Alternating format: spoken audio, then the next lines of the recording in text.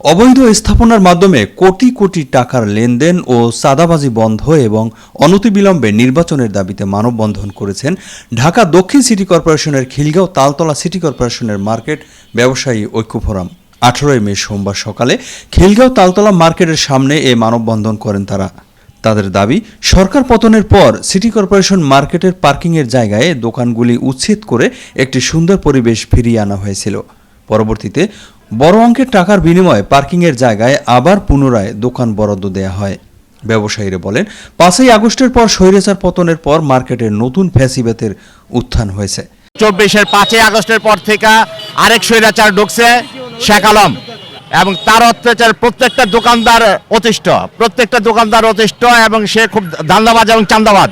মার্কেটে পার্কিং এর জায়গায় সে বাণিজ্য শুরু করে দিচ্ছে, কোটি কোটি টাকার সে লেনদেন করতেছে। সে এর মধ্যে যার সংসার চলতো না, বাড়ি ভাড়া দিতে পারতো না, সে এখন একাধিক জায়গা কিনে, ফ্ল্যাট কিনে ছেলেরে ইউরোপে পাঠায় এবং সে নাকি সন্ত্রাসী পালে।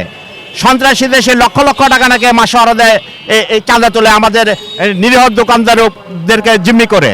এই মার্কেটের ফুটপাতের লোকদের পকেটে যার যেই কয়টা টাকা ছিল এই শেখ আলমরা চুষে নিয়েছে। 3 লাখ, 4 লাখ, 5 লাখ করে ফুটপাত এক একটা ভাইদের থেকে টাকা নিয়েছে। তাদের থেকে টাকা নেওয়ার সময় তাদের মোবাইলটা পর্যন্ত আলাদা নিয়ে চিপা রুমে নিয়ে টাকা নিয়েছে, যাতে কোনো ভিডিও যেন আওয়াজ না করতে পারে। এইভাবে ফুটপাতের ভাইদেরকেও শেষ করে দিয়েছে। ফুটপাতের বাইরেও শান্তিতে নাই, আমরা ভিতরে ব্যবসায়ীরাও শান্তিতে নাই। গণ উত্থানের পর বহিরাগত লোকরা মার্কেট পরিচালনা করতেছে, তাদের অপসারণ চাই এবং নির্বাচনে আমরা সুষ্ঠু একটা নির্বাচন চাই। নির্বাচনের জন্যই আজকে আমাদের এখানে দাঁড়ানোর উদ্দেশ্য। তারা দলীয় প্রভাব খাটিয়ে সমিতির তালা ভেঙে কমিটি করে এবং ওই কমিটি এবং ট্রেড ইউনিয়নের কিছু অসাধু কর্মকর্তার সহযোগিতায় বর্তমান অবৈধ কমিটিকে বৈধতা দেওয়া হয়, যেখানে ব্যবসায়ীদের কোনো উপস্থিতি ছিল না। তাদের মার্কেটে কোনো দোকানপাট নাই। মার্কেটের ভিতরের একটা ছোট্ট অংশ আছে, তারা আওয়ামী লীগের আমলেও তারা তাদের সাথে ছিল। এখনো সেই শেখ আলম সে এখন নামে লেখে শেখ আলম, সে তাদের সাথে মিশে গিয়েছে। তাদের এক একজনের শরীরের ওজন কয়েক কেজি বেড়ে গিয়েছে কয়েক মাসে। আমি চাই বর্তমানে ব্যবসায়ীদের হাতে সবকিছু চলে আসুক। এমত অবস্থায় ব্যবসায়ী ঐক্য ফোরাম 5 দফা দাবি পেশ করেন। অবৈধ কমিটি বাতিল করে নতুন কমিটি দিতে হবে, ব্যবসা বান্ধব পরিবেশ তৈরি করে ব্যবসায়ীদের ব্যবসা করার সুযোগ দিতে হবে, বিদ্যুৎ চুরি রোধ করে প্রিপেড কার্ড চালু করতে হবে, পার্কিংয়ের জায়গায় অবৈধ স্থাপনা উচ্ছেদ করে চাঁদাবাজি বন্ধ করতে হবে। সুষ্ঠু একটা নির্বাচন চাই। এই অবৈধ কমিটি আমরা চাই না, মানি না। এবং মার্কেটে যে চাঁদাবাজি হচ্ছে, চাঁদাবাজি বন্ধ করা। আপনি দেখেন কিভাবে মার্কেট তারা দোকানপাট বসাইছে। দেশি সরকারকে আমরা বিদায় করেছি আমাদের সাধারণ জনগণের শান্তির জন্য, কিন্তু সেই শান্তি তো আমরা দেখি নাই, বরঞ্চ পেশিসটা মনে হয় যেন আগের সে আরো জোর হয়ে উঠেছে। এই তালতলা মার্কেটের নিরীহ ব্যবসায়ীরা, এই ক্ষুদে ব্যবসায়ীরা আজ নির্যাতিত। কেন আজকে এই ক্ষুদে ব্যবসায়ী নির্যাতিত হবে? সেই জন্য আমরা 5 আগস্ট ঘটিয়েছিলাম। এদিকে বর্তমান কমিটির অফিসে গেলে ভারপ্রাপ্ত সাধারণ সম্পাদক শেখ আলম ব্যবসায়ী ঐক্য ফোরামের বক্তব্যগুলি অস্বীকার করে বলেন, একটি মেয়াদের চুক্তিতে সিটি কর্পোরেশন পার্কিংয়ের জায়গায় দোকান বরাদ্দের অনুমতি দিয়েছে। চুক্তি অনুযায়ী সিটি কর্পোরেশনের অর্থ পরিশোধ করা হয়েছে। পরবর্তীতে চুক্তির মেয়াদ শেষ হওয়ার আগেই সিটি কর্পোরেশন দোকান বরাদ্দ বাতিল করে।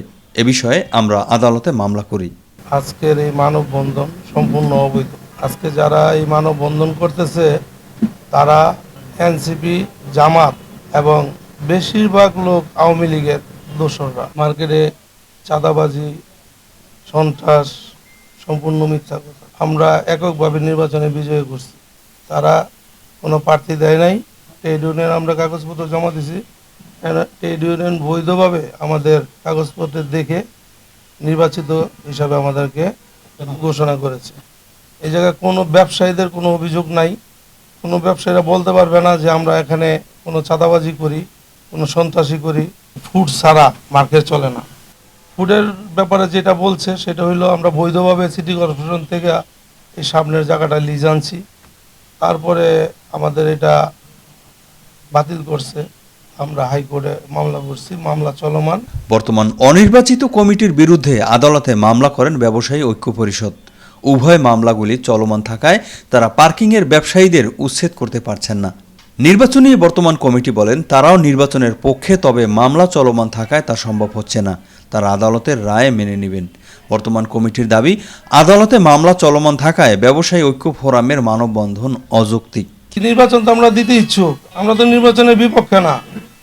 এখন কেউ যদি মামলা করে, কোর্টের কোনো ইয়া থাকে, মামলা চলাকালীন অবস্থায় নির্বাচনের কোনো বাধ্যবাধকতা থাকে, তা আমরা কিভাবে নির্বাচন দিব? আমরা যেহেতু 25 লাখ টাকা ওই জায়গায় জমা দিছি সরকারি ফান্ডে, আমাদের তো টাকার একটা মায়া আছে। তা যেহেতু আমাদের মেয়াদ আছে, আমরা এর কারণে আমরা হাইকোর্টে মামলা করছি, মামলা চলমান।